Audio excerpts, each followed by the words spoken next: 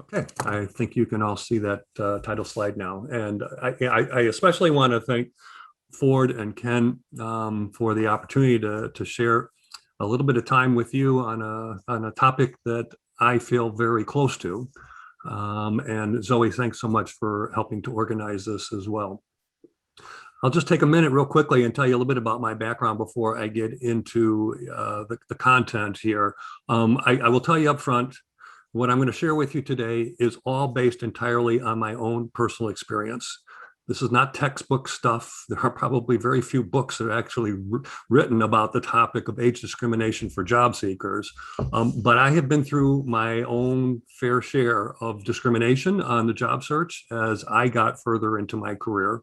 And you know, I do a lot of speaking on a lot of different topics, but I particularly like this one because the folks that are most challenged in the job search today are those coming out of school because they haven't been given much counseling on how to find a job. And that's typical of most universities. And I speak to a lot of them. And those folks that are over the age of 50. And we're going to talk about some of those symptoms. The North Shore Executive Networking Group is an organization that I started 11 years ago when I was in one of my job searches, and I've been through a fair number of them, sometimes of my own choosing, sometimes not. And you know, hearing Ford talk about Beacon for Life, I see so many similarities between our groups because the diversity is a big selling point. You know, it's important. You don't want to hang around with just people like you. Because when you do that, your world becomes very, very small. Very much like when you work in a very large Fortune 1000 corporate environment, your world becomes tiny because you become engulfed in it and you're not, you know, outwardly putting yourself out there as opposed to somebody who might be working for a smaller or mid-sized firm. We've got events going on every 2 weeks, whether it's online workshops, virtual meetings, webinars. I even am doing some talent recruitment for companies because they want to tap into our database. We are the fastest growing and largest job search organization in the greater Chicago area, which makes us the largest in the Midwest. We've got over 8,500 members. When we had in-person meetings going back before March of last year, we typically get 100, 150 people at a meeting. But most importantly, we've got more than 10 people throughout all of COVID-19 that were landing new jobs every week, going back to March of 2020 through June of 2021. And diversity is such an important piece of really affecting, you know, your job search in a positive way. And much like you guys, we've got folks that cover all different job functions and all different industries. Our membership is free. And you know, anybody who wants to take advantage of it, you can do that by just visiting our website at nsenginc.com. What you get with the membership is two very positive things immediately. You get two free webinars. One is a 60-minute webinar where I'm talking about how to find a job during COVID-19. And the second is a 90-minute webinar where I'm answering questions from all different members across the country on different topics: resumes, LinkedIn profiles, networking, personal branding, interviewing, and on and on and on. And much like this organization, I'm sure there's a lot of information sharing. And most importantly, members are willing to make introductions into companies that you can't get into on your own. And that is so important because over 70% of all the people who find their next job are getting it in part through somebody in their network. And I also tell people that oftentimes the people that are going to be the greatest conduit to your next job are going to be folks you didn't know before you started your job search. Okay, that's why growing your network is so important. And do not absolutely be offended or take it personal if your closest friends, your family members, and your relatives are of absolutely no value to you in your job search. It happens. They're too close to you in many cases, or they don't want to help for fear that they'll let you down. So all the more reason why always increasing your network is so important. So here's what we're going to cover. I'll talk a little bit on the front end here, a little about some of the age discrimination issues and some of the misconceptions that people have about folks that are older. Okay, I'm not going to address particularly any age discrimination that may in fact be taking place with younger people. I don't think they're near as challenged from an age perspective as those that are older. So that's really where I confine the bulk of my content. But there are certainly plenty of things that I'm going to share with you could be absolutely implemented by a younger individual in their job search, and they can find that it can make a difference. And then I'm going to share with you 22 specific actions that you can take tomorrow to make a difference in the potential, diminishing of age discrimination. But let's start with a couple facts that may be new to some of you. Okay, millennials are the dominant players in the workforce today. And that's people that, are under the age of 38. I forget what the cutoff point is. Maybe it's 25 to 38 or thereabouts. And why is that? Okay. Because like some of you, like myself, who grew up in that baby boom years, okay, so many families were having 3 and more kids, right? But the millennials are a huge piece of the workforce today. And oftentimes people think that they're faster, they're better, they're cheaper. Okay. And in many cases, you are being judged by a millennial because in most cases, the person who's doing a phone screen is typically somebody under the age of 30. About 30%, 35% of the US population is over the age of 50. Okay. So we're seeing all those baby boomers now, taking that population curve up. About 25% of all the employees over the age of 45 feel that they've received negative comments about their age. And what's interesting, about 60% of workers over the age of 50 have already experienced some level of age discrimination on the job. And about 3 out of every 4 older workers see age discrimination as one of their biggest hurdles in their job search. About 29% of households are headed by somebody over the age of 55, but they have absolutely no retirement savings. This is not unusual in this country. You'd be amazed at how many people are living paycheck to paycheck, and it's really unfortunate.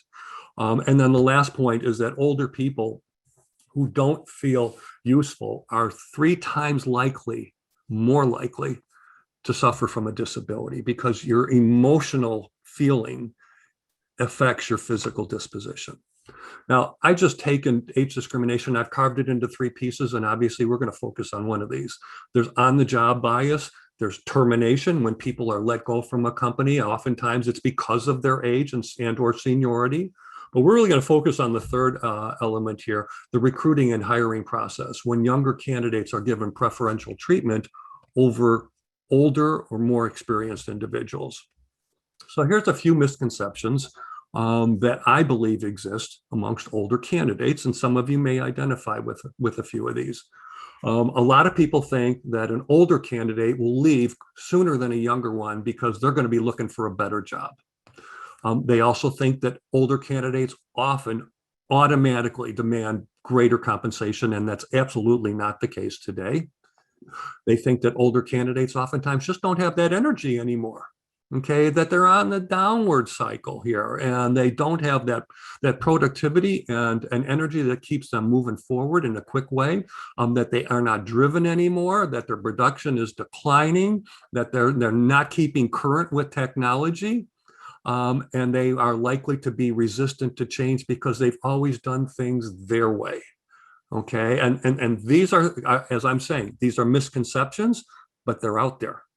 And for some of you, they represent potential obstacles.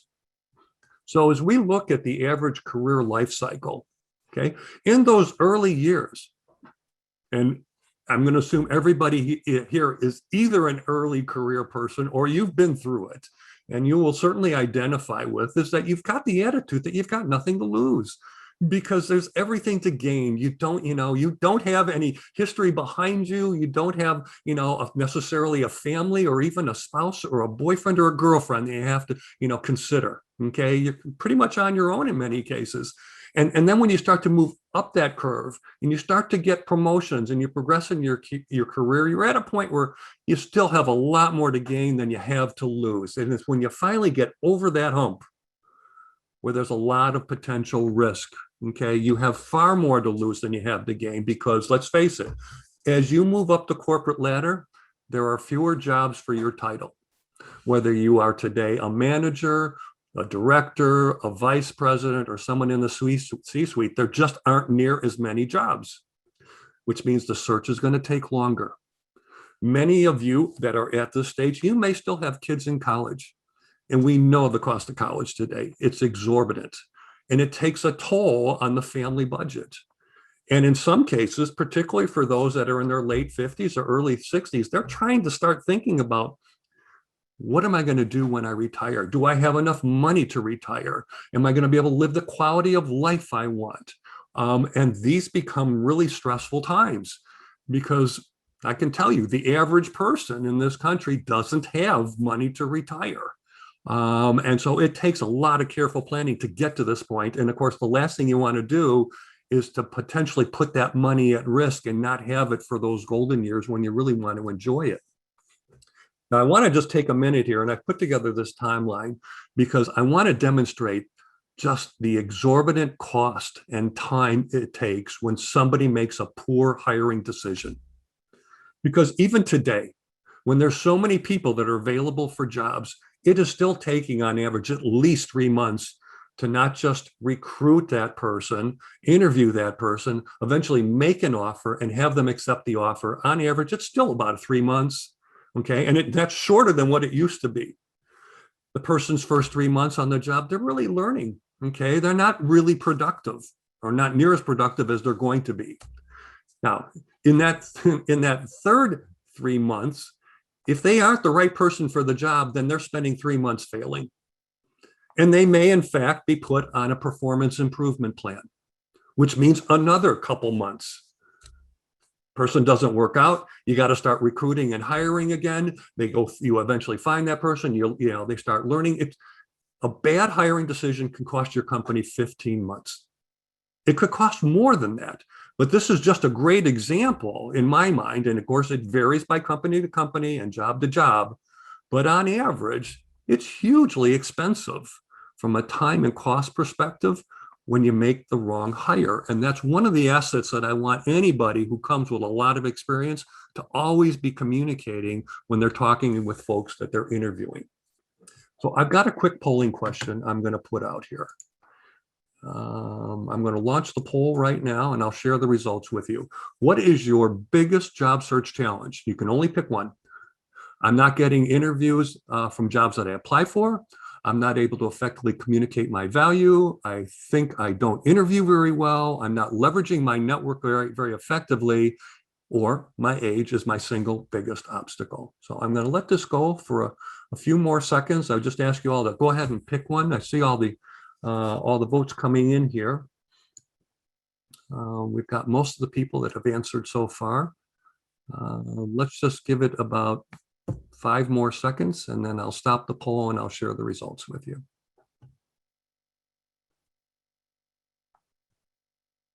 All right, I'm going to end the poll here. And it looks like our biggest vote getters, well, it's interesting. We got fairly even dispersal here. All right, the single biggest one was that I'm not getting interviews from the jobs that I apply for. Almost 1/3 of you said that. Okay. Second in line, 27% was that I'm not leveraging my network very effectively. And then tied for third were my age seems to be an obstacle, and I'm not effectively communicating my value. This is kind of interesting. And one good thing I will say here is I'm glad to see that there wasn't an exorbitant number of people that felt that age was their single biggest issue. Okay. It can be an issue. But I'm hopeful that by the time we get through this, that you don't feel any longer that it is insurmountable. Oftentimes when I do a poll like this, I get a lot of people saying they just are not able to communicate their unique value proposition very well. What came out of this is that I'm not getting interviews. And again, probably for a separate occasion, I do have a lot of tactics around how you can get interviews, and maybe if I forget, Ford, please remember me. I will take a few minutes in here to talk a little bit about the what the hell approach to job search, because it is a great way to get more interviews. So thanks so much for sharing your feedback on this. Now let's get into the 22 specific suggestions on things that can help diminish potential age discrimination. Okay, number 1, be very smart with your resume and with your LinkedIn profile. Okay, I grew up as a writer. I started out in advertising, so I'm very critical of the written word, because the written word appears online, it appears offline, and it comes out of your mouth. And if it's not really succinct and to the point, you aren't going to capture people's interests. Early in my career, I was a copywriter. I worked in ad agencies. I worked with the biggest ad agency in the world. It's a firm that's headquartered in Japan, a company by the name of Dentsu. So for those of you that have spent time in advertising, you might be familiar with the name, even though it's not an American firm. When I worked there, they had 6,000 employees and 5 non-Japanese, and I was one of the 5. But I was helping the Japanese export their products to places like the United States and Europe and other parts of Asia through the ads that I was writing that were appearing in Time, Newsweek, and Business Week types of magazines. There was no internet, there were no fax machines, and none of that technology. But I was writing for some of the most famous companies in the world and helped introduce to the world products like the Sony Walkman, the VCR, the microwave oven, these microelectronics, and of course, all the car companies that were exploding into the United States. But when it comes to your resume and your LinkedIn profile, the big difference between the two, the resume is about less is more. And this is copywriting 101. How do you say all of the right things with the right keywords and key phrases in the fewest words possible? Because let's face it, the average reader is very lazy. I am worse than the average reader. I am so lazy, and that's why God invented the bullet point. You got to focus on your achievements. The LinkedIn profile is just the opposite. It's about more is more, because what drives traffic to your LinkedIn profile is one of two things. It's your outbound marketing campaign, or is your LinkedIn profile search engine optimized, SEO? And if it's not, then you're not going to get people to see you ranking high enough to warrant an interview. And it's keyword matching on the skills that that job requires, or the things that you think may be of interest to the 40% of companies that don't advertise online, essentially the hidden job market. Are you getting the buzzwords in there that would attract attention to, those recruiters and hiring managers that are going into the back end of LinkedIn? Because if you aren't, then you'll never rank high enough to get that interview. You got to focus on your achievements, those things that are the proof points behind what you say you can do. If you've got certifications and licenses and training programs you've been through, make sure you include them. And I can tell you, one of the dead giveaways on whether or not somebody has stayed current in technology today is if they have an AOL or Hotmail email address. That's antiquated stuff.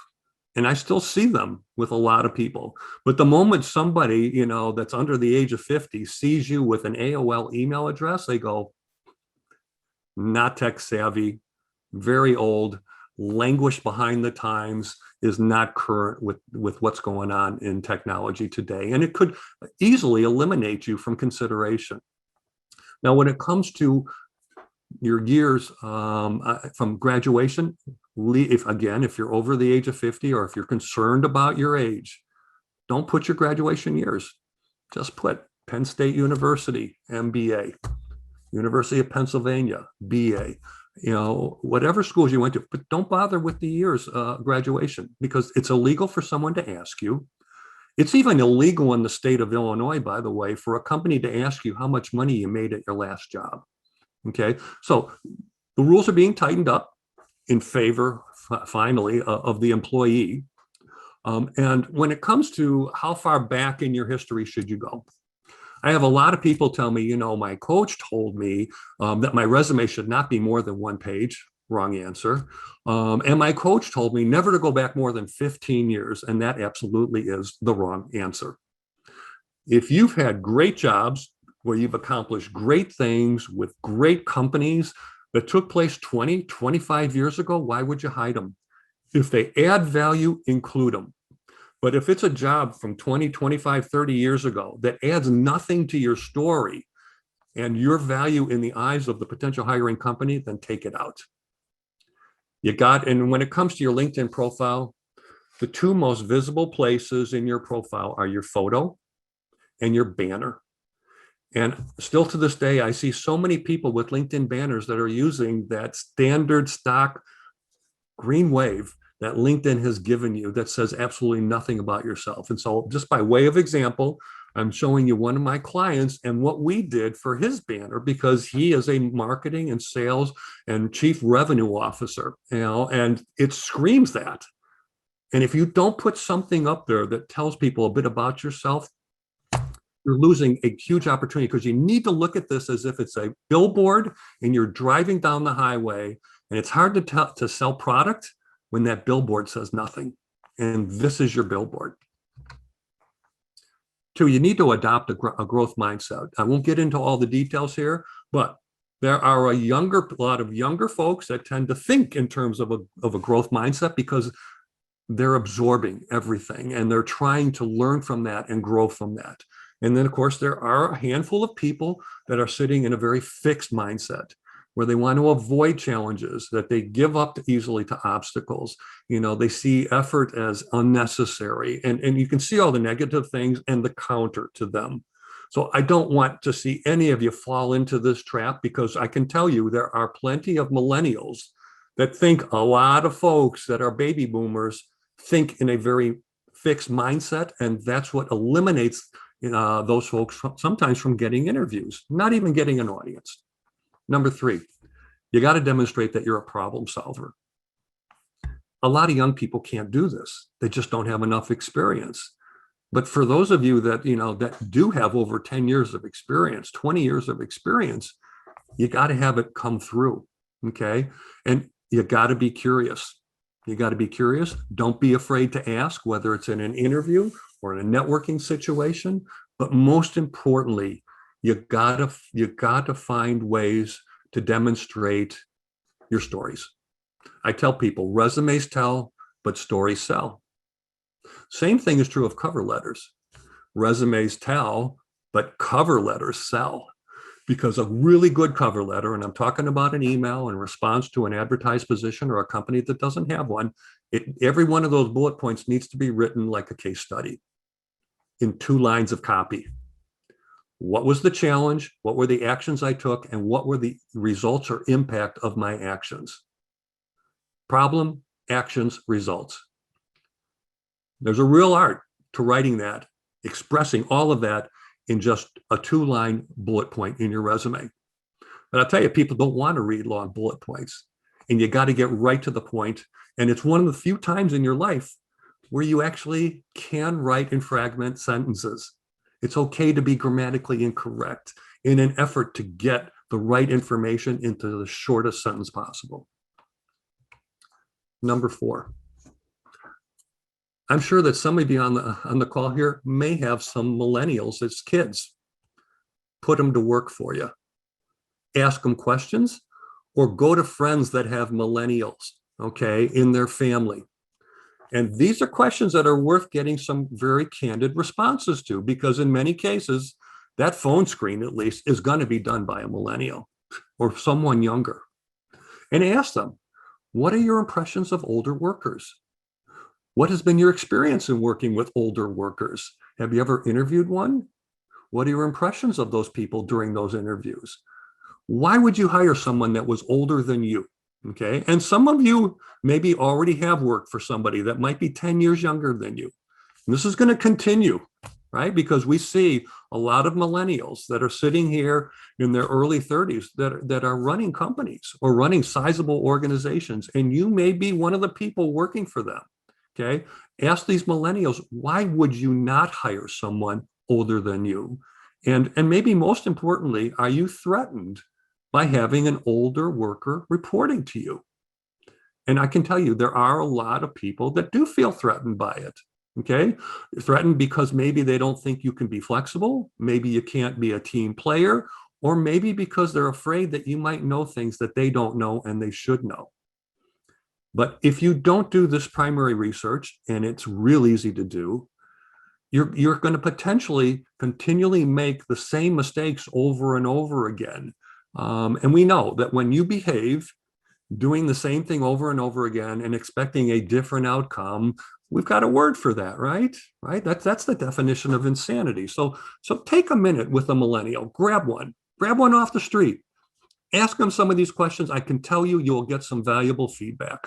All right. Now, Zoe is getting a good, entertaining chuckle out of this, I can tell. And I'm sure that if any of you were to ask her, that she would be painfully honest with you on answers to some of these questions. So please don't hesitate to take advantage of that. These millennials are everywhere, right? All right, number 5, brand or be branded.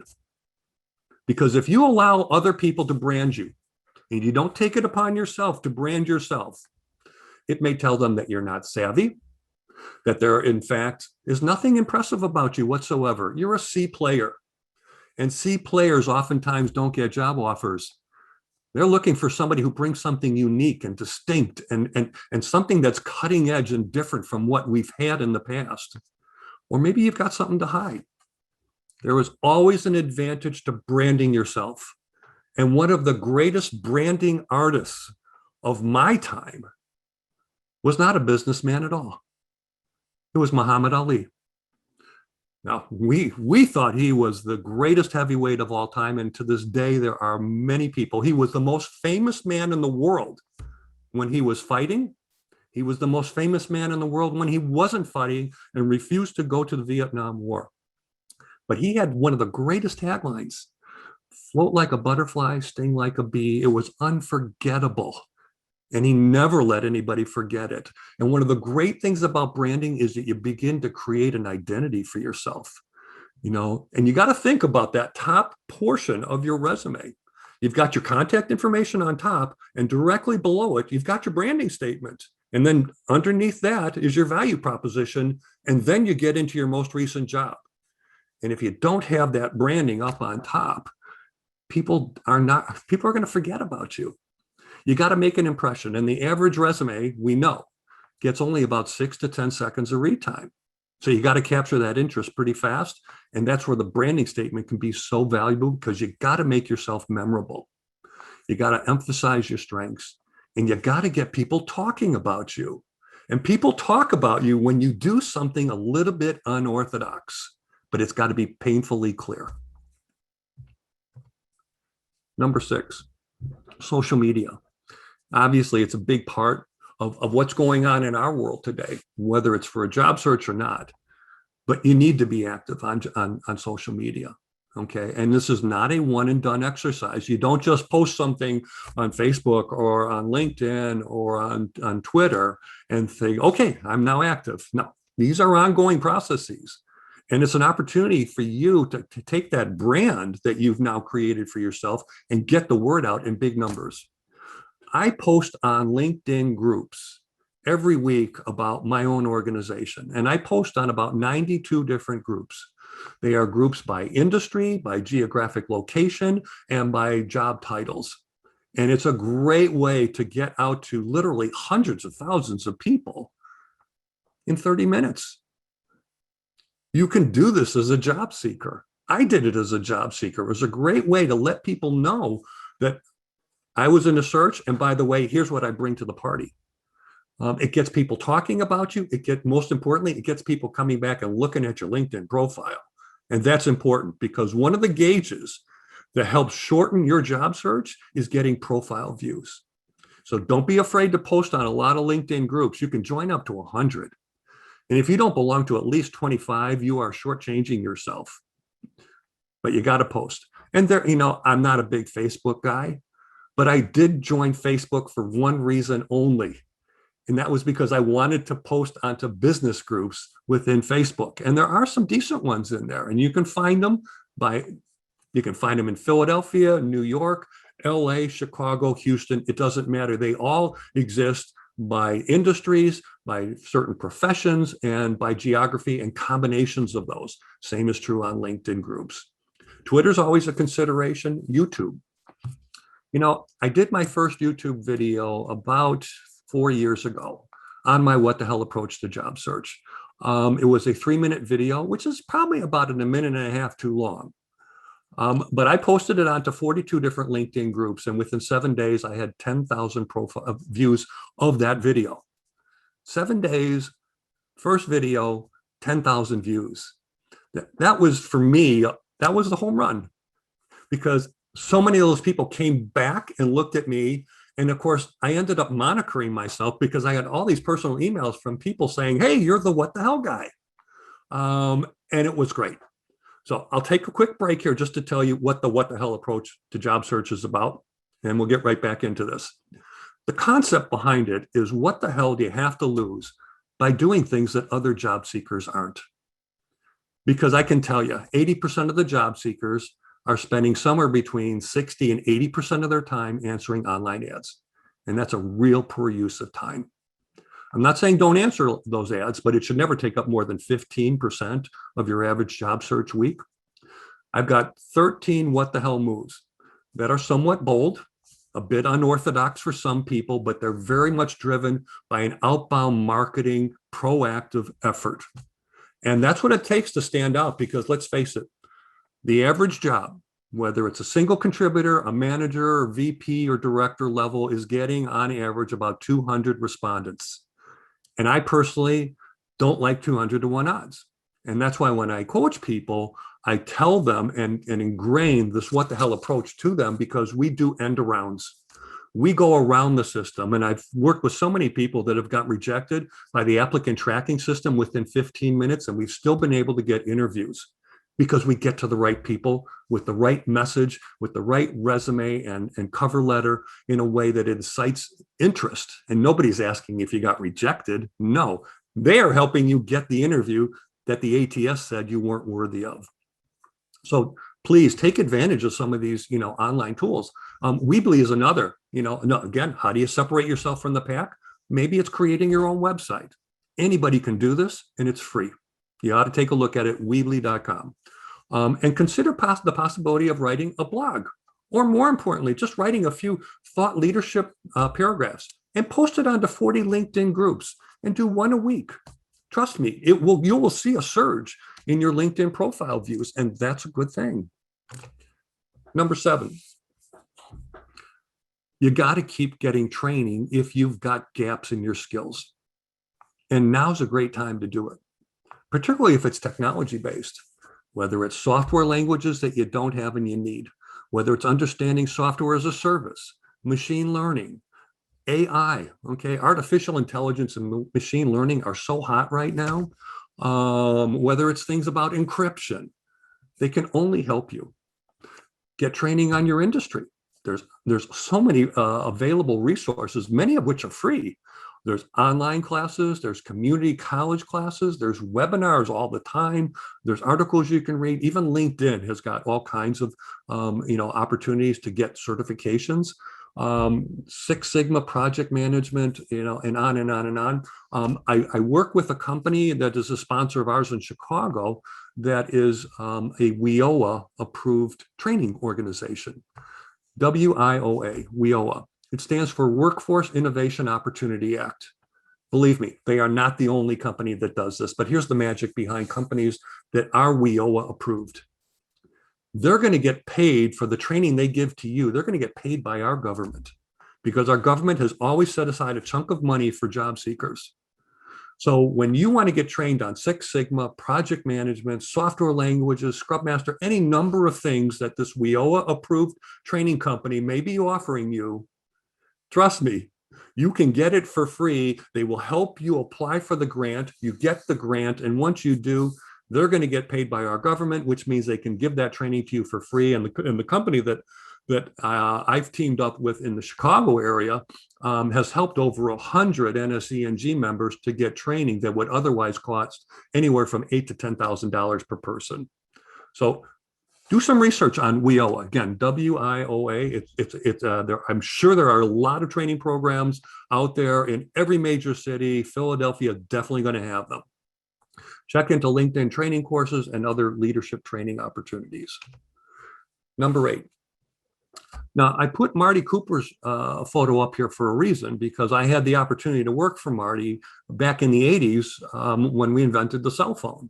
And he was not all that young, quite honestly, when he developed this technology. But boy, was this guy a genius. And a lot of people, even to this day, will sometimes bring a piece of technology into an in-person interview with them. And there's nothing wrong with doing that. Bringing an iPad, okay? You may not be doing anything on it, but just having that there with you tells the person on the other end you are in touch with technology. So you can use this as a great way to follow specific companies. You should join the LinkedIn groups. And quite honestly, part of showing that you're tech savvy is your ability to fake it till you make it, okay? There's nobody that's typically going to quiz you on how deep your knowledge is in various technologies, unless the job is about the technology.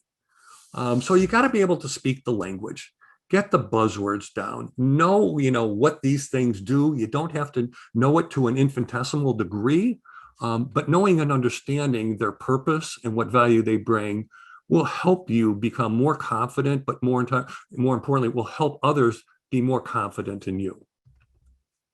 Number 9, focus on the most important requirements of any job description.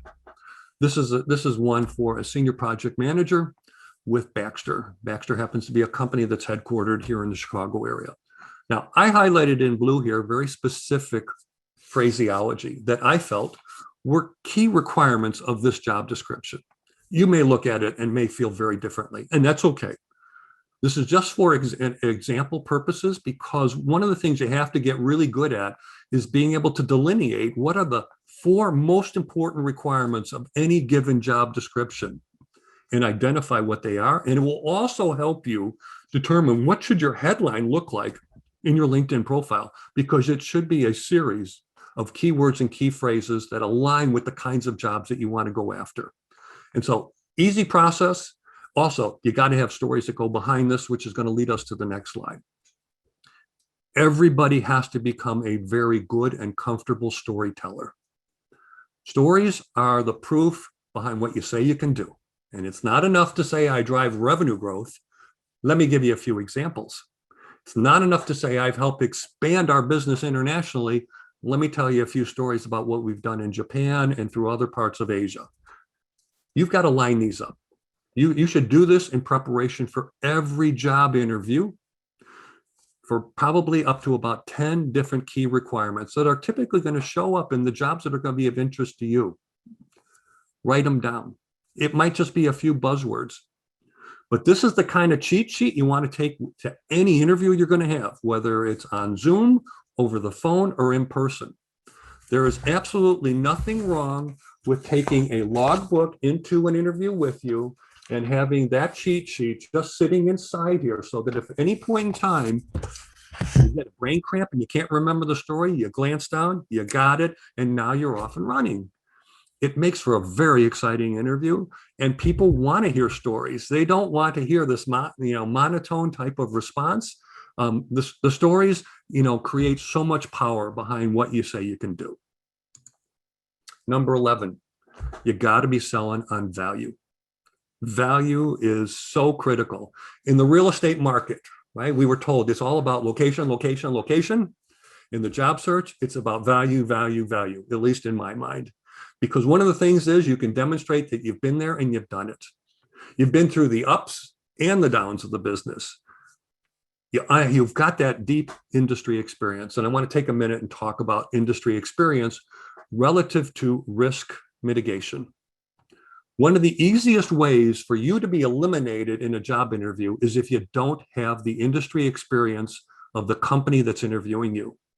Now, that's particularly true if you're in sales, marketing, product management, and maybe operations, because those are customer-focused jobs. And if you've got 10 or more years of experience, hey, we love what you've done, but if you don't come from our neighborhood, if you don't come from our industry, we'll take the time to train you on our products and services and technology, but we want you to come with that industry experience. Now, there are other jobs that are somewhat industry agnostic. HR, finance, IT. You don't have to be an expert in the industry, but I can tell you more times than not, having that industry experience will always give you a leg up on your competition who doesn't have it. You can also show people that you've solved key business issues and you've come out far better as a result of it.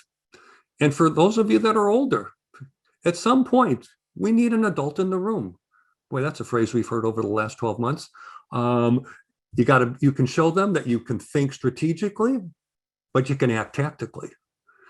Because I can tell you, many of you that are over 50 are not going to end up in a Fortune 1000 firm. They don't want you anymore in many cases. They're all getting younger. You're not getting younger, which means your universe now is so much bigger, because the mid-market companies are enormous. They are anywhere from 30 million in annual sales to $1 billion or more.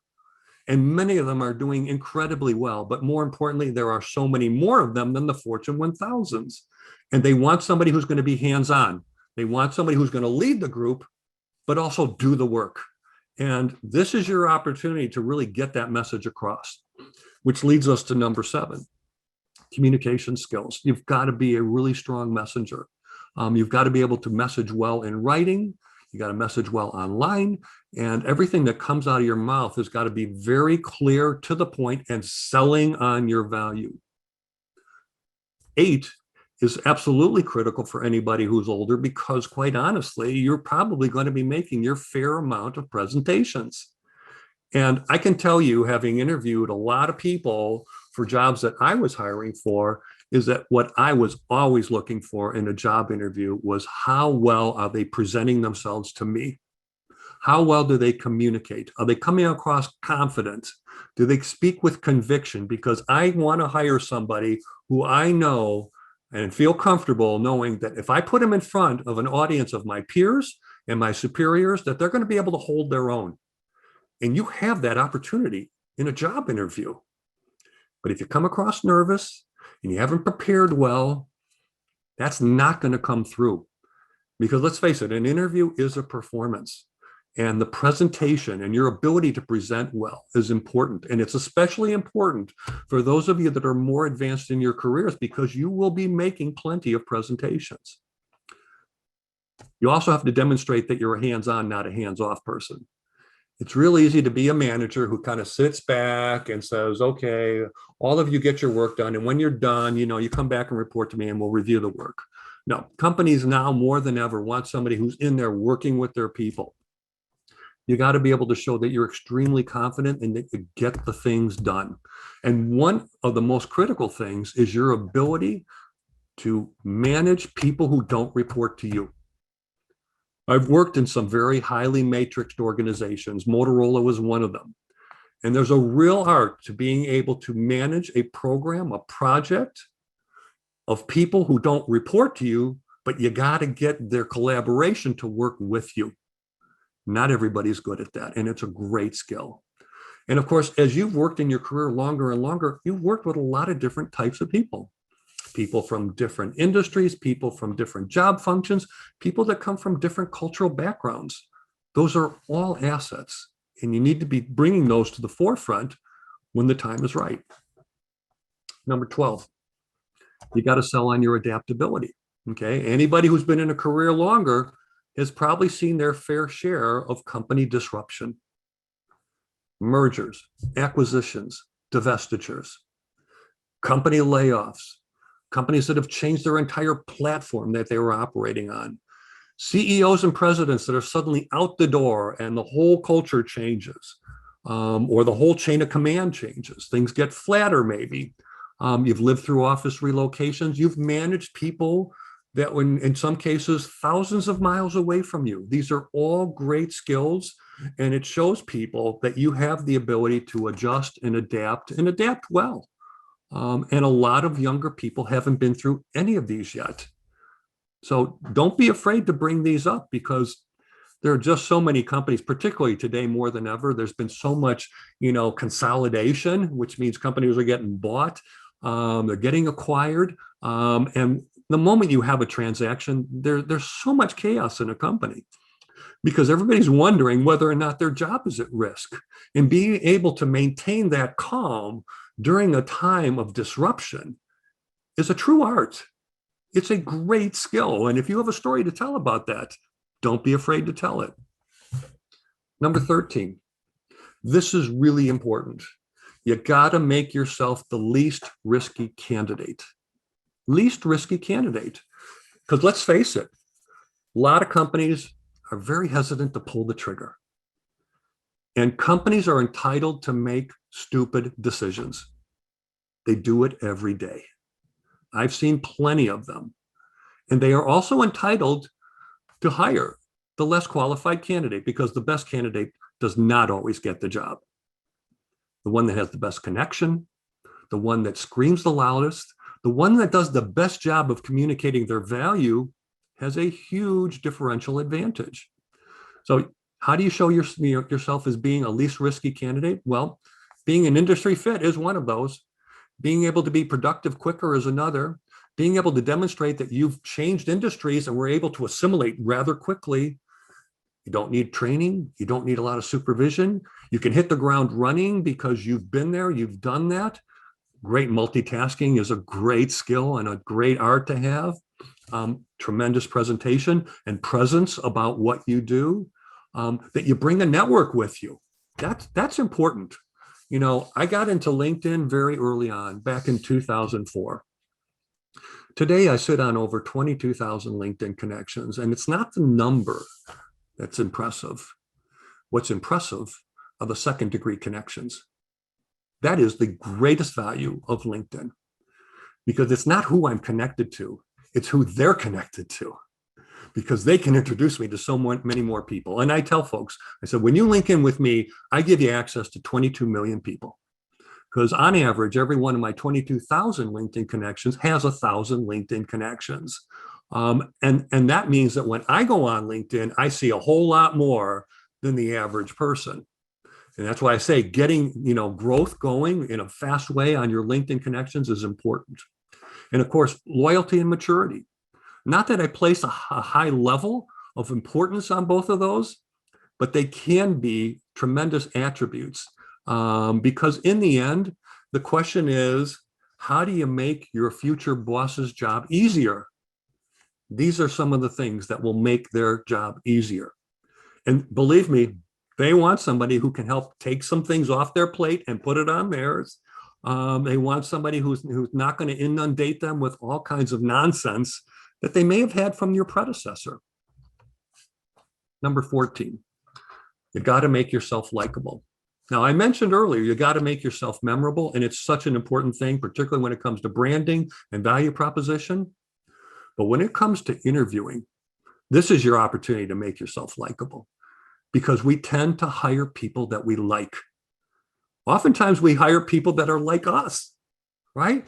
We want somebody that we're going to have a good time with. I want somebody on the team that I feel, I can go out with after work and have a good time.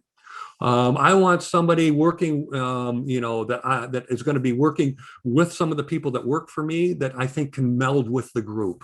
And that is your opportunity in a LinkedIn profile. And there's ways to make yourself more likable. Of course, you can see before you interview with anybody, you need to go on their LinkedIn profile and see if you have any mutual connections with them. Do you have a first-degree connection that they share, and get the skinny on this person? What do they really like? What do they do outside of work? You can also see this by joining LinkedIn groups, looking at their previous employers. What schools have they gone to? And many times in the bottom of people's LinkedIn profiles, they put things that they do outside of work. Volunteering, charitable causes that they support, hobbies that they've got, whether it's sports, travel, foreign languages, coaching, all these things tell you a little bit about that person.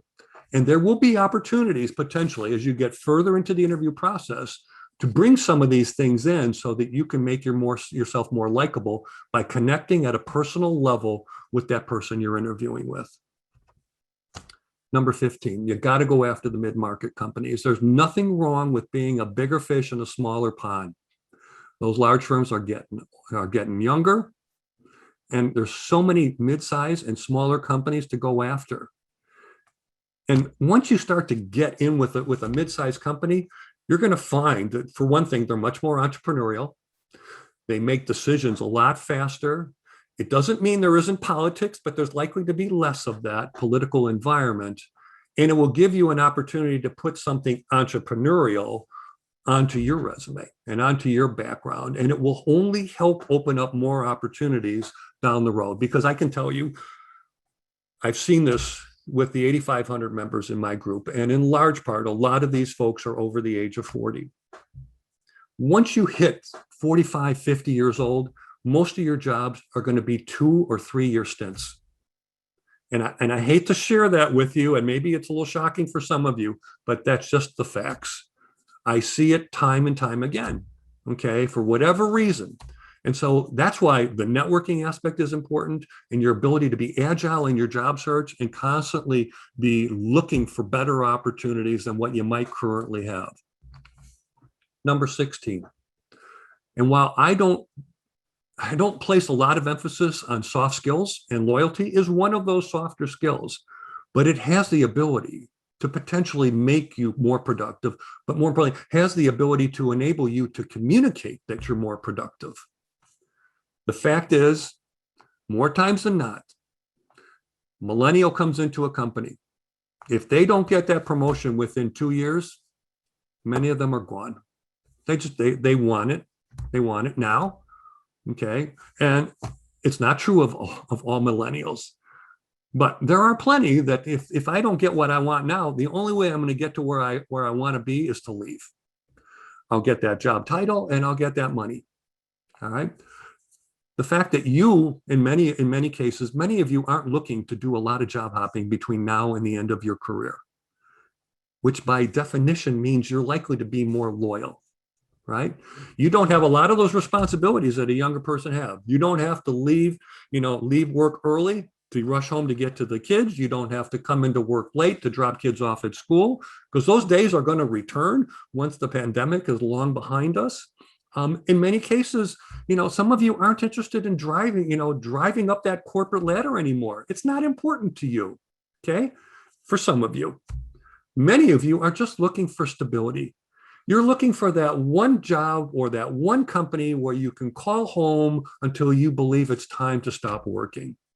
And for you, the working environment may be far more important to you than the money. It happens. We all reach that at some point, many times in our career. And for those of you that have been in a search for quite some time, first of all, you're not alone. Okay. There are plenty of people that have been searching for 12 months and 24 months, sometimes in part because of COVID, but it's not unusual. And in your cases, you may be starting to lower that bar. Okay. It's not about, getting X hundreds of thousands of dollars in salary any longer. It might be more about just having a place where I believe I can be really happy and have a team that I want to be around. Number 17, what you bring with you to any company is the ability to mentor younger people. Okay, you can provide that vision, that strategy for them to help implement. Your willingness to groom them, your willingness to share your knowledge and not undermine them.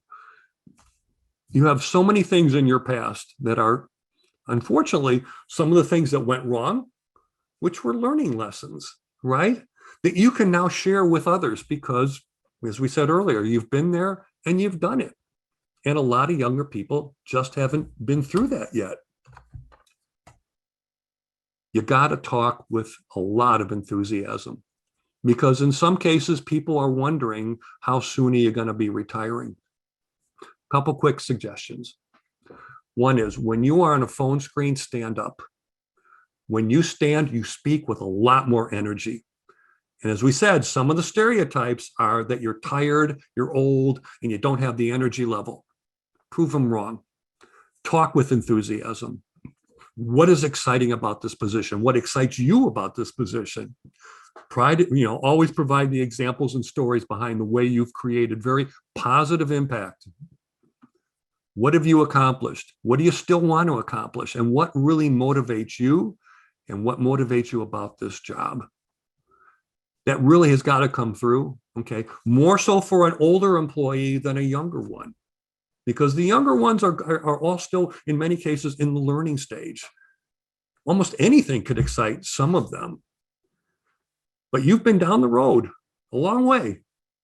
They need to know that you are still very excited about specific things that tie to this particular position. Number 19, and I do a whole separate workshop on how to negotiate compensation, but I'll just cover a couple things here real quick. Now may be a time to be flexible. All right. Now there's some websites you can check out and find out what do particular jobs pay in particular cities. And researchsalary.com is one, Glassdoor is one. Salary.com, Glassdoor.com, payscale.com, and we'll tell you comp levels by city. For some of you, you no longer have a child in college or two. You just got a $40,000 to $60,000 bonus, which means you can afford to take a pay cut if you're open to it. Particularly if you've been out of work a long time, you may be willing to take less because you no longer have that huge burden sitting over your head. Don't be afraid to take on project work. I tell people, try and buy opportunities are great ones. And I've gotten 2 jobs in my past by when I thought the employer wasn't necessarily convinced that they were ready to bring on somebody into a VP of marketing or a chief marketing officer role. I said, you know what? If by any chance you are not convinced that you're ready to make the move, I'm happy to do a try and buy. Let's define a project that you don't have the bandwidth and that you don't have the internal skill sets in the organization to do. Let's carve it out. Give it to me. I'll do it. A lot of companies are open to that. That's why a lot of companies are doing 1099s these days. Okay, it's less risky, it's less expensive, and if it doesn't work out, then they haven't made this huge investment of 9 or 12 months in you as a full-time employee and covering your benefits. And if the project goes well, are they going to just let you go? More times than not, they might just fall in love with you and say, hey, you know what? We can't live without her anymore. We got to find a place for her permanent. And think about compensation. It's not just salary. It's a lot more than that. And you can get really clever and creative. I've got a coaching session tomorrow with an individual who's negotiating 2 companies against each other who are both making her offers. And we're going to go through a hierarchy of things that you can put into a package and then prioritize them. You might want to be willing to put a heavier weighting on incentives, stock options maybe coming in, signing bonus, vacation time, maybe a company car or paid parking. Maybe particularly today, the ability to work remotely, maybe 3 days a week is really attractive to you. And I'll share with you an interesting study that took place a few weeks ago. And I forget who did the study, but the question that was made, it went out to about 50,000 people. You've got a choice here. You can continue working from home, or if you're willing to come into the office, we'll give you an extra $30,000. Which do you choose? 70% of the people chose keep your money. I want to keep working from home. And we're going to start to see these things, coming into play here, right? Some companies are starting to open up their doors. And maybe working from home, whether it's full-time at home or part-time at home, may be very attractive for some of you. Flex hours, memberships, performance reviews sooner than having to wait 12 months, and severance packages are so important. But you can only negotiate them on the front end. You're not going to get it on the back end when they tell you, your time is up. You've got to incorporate something like that in, because it could be worth anywhere from 3 to 9 months of pay for you, depending upon your seniority. So there's a lot of ways to get creative with compensation. It's not just salary. So just a few more things before we open it up to questions. 20 is, if you're over, 55 or so, and you see that the leaders, the executive team in that company is just a whole group of people that are under the age of 35, it may not be worth pursuing, or it may not be worth putting a lot of time and effort into. You may be banging your head against a wall that's just not going to go anywhere. So it always is worthwhile to see what is the composition of the executive team if you're going to be either reporting into those people or be a prominent player in the organization. Consider a side gig. This is how I created the North Shore Executive Networking Group. For 8 of the 11 years I did this was a side gig. Okay, I was working 50 hours a week, running global marketing teams, for other companies, and doing this on the weekends and in the evenings. But things got so big and so exciting and so satisfying for me that I decided to leave the corporate world, and then 3 years ago went all in on NSE&G. And I can tell you, it may lead to something like that for you, but it's a great way to test, your ability to be entrepreneurial. It's going to bring in some additional income while you continue to look. You can look while you're working on a side gig. It will make you a far better networker because it's going to force you. It gets you back into the game. You start to feel better about yourself. You start to interview better. It may lead to something full-time. And then lastly is your attitude.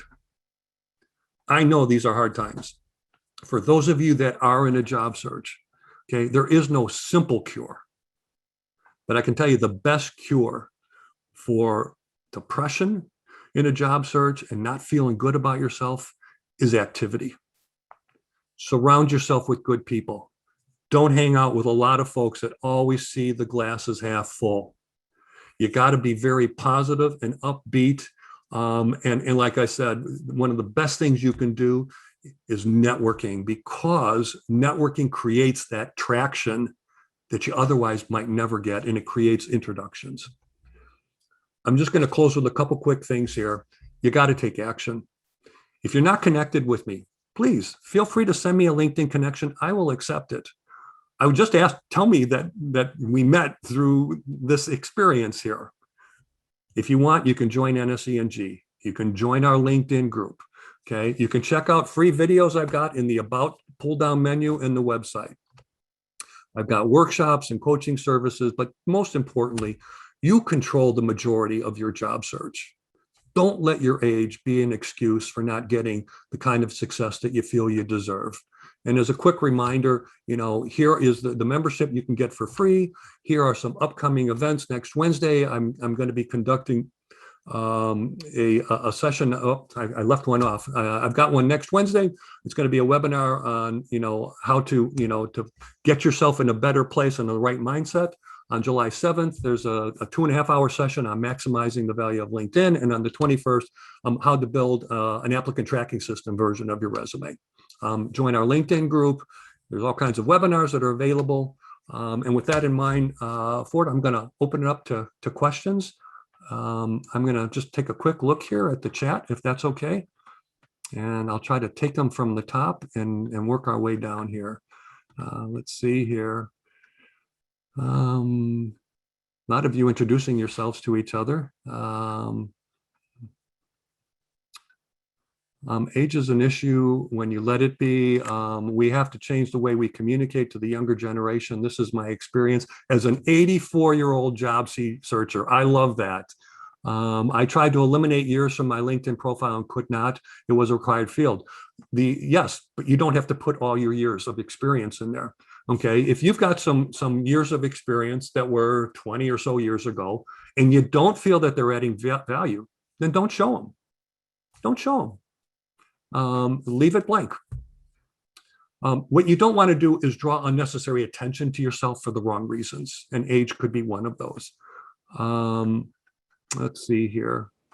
Marty, can you hear me? Yeah, I think it'd be great if people just want to unmute themselves and ask a question. It's Ford, Marty, and someone emailed, or they actually emailed me a question to ask you. Here it is. How can I research employers to find a corporate culture that is known to hire mature workers? That is difficult to do because understanding a company's cultural bent is almost impossible. But there are a few ways to do this. And that's why I say Glassdoor is a great website to just explore and see what people are saying about it. And you might hear some people saying things about the company being very old school or newer school or things in between. They might also be complaining in many cases about the senior leadership. But the best way to find out about the company culture is through a second-degree LinkedIn connection. Find somebody that you're connected to who is either working in that company or knows somebody is and can make an introduction to you. Insider information is the way you're going to find out about a culture. You're not going to find out about it through an interview. A lot of people will in an interview say, well, can you tell me a little bit about the company culture? Well, it's like asking you, hey, can you tell me, if you're a good person or a bad person? They're going to just paint it really, crystal clear. But find out from somebody in your network who can give you an introduction to somebody who's in there, and you'll get the real story. So I urge you guys to leverage your network for that reason, because the people in the interview are not going to be open and honest with you. I think there's a couple more questions down near the bottom. Okay. Of your chat. What are your thoughts on LinkedIn headshots? Should you use a more recent photo or one where you look younger? Okay, I'm gonna make two comments about LinkedIn photos. I think you really need to be honest with people and show them a photograph that's fairly close to recent. Okay, because they're going to see eventually they're going to see you on that Zoom call, they're going to see you in person. So I think being honest is important. The second thing is, some of you may have this hashtag open to work banner sitting on your photo, and my advice is get rid of it right away. It's not helping you. It could be hurting you. And here's why I say that. Have any of you ever been told that for the next person you hire, please make sure that person is unemployed? Now, I've hired hundreds of people in my career, and nobody ever told me, absolutely, give preferential treatment to people that are unemployed. And that banner is an advertisement to the world saying, hey, I'm unemployed, hire me. But I can tell you, there are a lot of people out there, unjustly so, that have a prejudice against people who are unemployed and say, hey, they're unemployed for a reason. They're not as good as people that are currently working. Don't give them a reason to eliminate you unnecessarily. And to me, that's what that banner does. So again, there may be other people that have a very different view on this. That's my perspective on it, because what I want all of you to do is to get as many interviews as you can. And one of the keys there is to take away any obstacles that could potentially prevent you from getting the audience that you deserve. And I think the hashtag open to work is one of those. Let's see here. Oftentimes, many want to connect on LinkedIn. However, when I reached out to the network or connect further with people, I find that they don't always respond back. Any advice on how to get a conversation going? Okay, so I'm not sure if these people have connected to you or you've connected to them. I'm going to assume that you've done the connecting and they haven't responded back. You know what? Take a look at who they're connected to. You may have a common connection who can formally make that introduction for you. You know, that's where your network can be so valuable, because they can make introductions to other people you want to network with. They can introduce you to people that are inside a company that's of interest to you. So if the direct connectivity doesn't work, okay, I would always start first, if you can, with somebody that is, you know, a trusted person to you that can potentially make that introduction. Here's another question. In the past few company meetings, I've heard leadership talk about how excited they were to bring in millennial talent. To me, it was a signal of a hiring discrimination practice.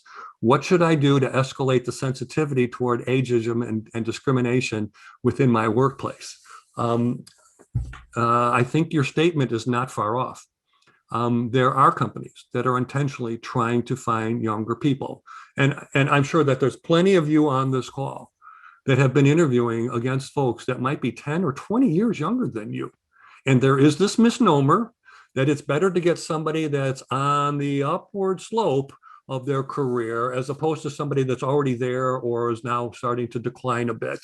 It's unfortunate because the folks that are over here are looking for stability. They want a place that they can really enjoy and contribute and feel good about themselves. It's unfortunate. If you are inside that company and you think that's age discrimination, you got to be careful. You got to be really careful, because you could be placing yourself at risk.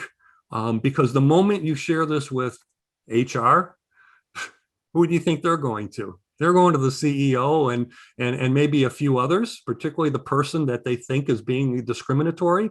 And you are now going to be labeled, you know, as a badmouther, you know, and as a whistleblower of sorts. So you got to be really careful about that. And of course, companies can age discriminate against any job seeker because they have no relationship with you yet. Here's another one. When in-house recruiters reach out to you regarding a position, how do you recommend the best path for pursuing a role? Conversation with the recruiter as well as the network connections. All right, so I'll just give you my quick rule of thumb. If you are not looking for an HR job, the last place in the world to go looking for a job is HR. They have no decision-making authority. They have little, if any, influence, and they don't own any budget. Why would you go to them? You got to identify, and of course you can identify all these people on LinkedIn.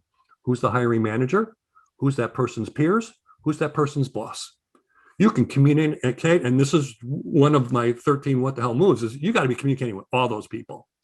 Yeah, and as a courtesy, you might just copy the VP of HR. But these other people are so much more important because they're the ones that are going to create action. And by the way, you could get eliminated by the HR department and never get an audience and never get the opportunity to make your visibility known.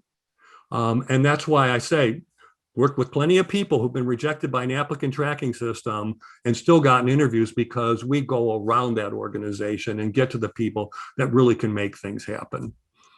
What are your thoughts about offering a fill fractional executive role for small and mid-sized companies? I love that train of thought. I've done it myself. It does work. And so for those of you that aren't familiar with fractional jobs, okay, there are, particularly for more senior positions, it could be a director, VP, or C-level position. The company doesn't have the budget to afford that person on a full-time basis, but maybe if they could get 20 hours a week out of that person, boy, they're going to be way ahead of the game. And so offering yourself, and this was sort of my try and buy concept as well. They're very similar. Offering yourself up as a fractional employee is a good thing. It also shows them that you're flexible. You're willing to think out of the box. You're willing to do things to help accommodate their budget. And of course, if you do a good job, it could very well lead to something full-time, which is where you eventually want to be. So I encourage you to think that way. That's a good thing because nobody else is thinking that way, and you will get more visibility. And of course, I think people are going to think of you more positively. Here's one other question: should you proactively bring up any age-related issues in an interview if you think it may be impotent to getting the job? So that's impediment. Yeah. So Ford, this question, are you still just to clarify? Are you saying if you think that age is going to be a problem, should you bring it up? Right. Yeah. I think that if you're sensing it, and I think a lot of times you can, think about some of those 22, actions that we talked about. Sell on your value. Talk about your achievements. Talk about the things. Here's one of the most important questions to ask before an interview even starts. I coach a lot of people on this. You're walking into the room, you've got, the person that could be your future boss or their boss. Before we get started, would you mind if I ask a quick question? 9 times out of 10, they'll say fine. Here's my question. For the person moving into this role, what do you believe are the 3 biggest challenges? When you get that answer, you just got the answers to the test. You just got the answers to the test. They've just told you the 3 most important criteria that they're going to use to decide who's going to be the candidate of choice. And now you've got your talking points. Now you know, great. All right, so I need to spend my time talking, in a fair amount about lead generation, new product introductions, and marketing communications. Great. I got all kinds of examples for all of them. They don't even realize they've done it. So you got to get right to the chase. And this is one way to get them to give you exactly what you want. And that's the answers. So I know we were getting close to the end here, Ford. Were there any other, here's a question. Any thoughts on academia? Okay. After doing a 1-year temporary position, I was once told by my chair, who was 18 years older than me, that I was too old to relate to the students. So he wasn't going to renew me. My students took up a petition to keep me, which was ignored. I tried a lawyer, but he just said the college was a bad employer, not the exact word that was used. It would not take the case. I ended up negotiating a good LOR from the guy, but what else could I have done? You're getting into an area of legal employment and getting into an attorney's advice. I'm not an attorney, although I have worked with my fair share of them. But I urge you to always, in this particular case, if you really feel that you've been wrong, then seek out the advice of an expert. And I think what you did here was the right thing.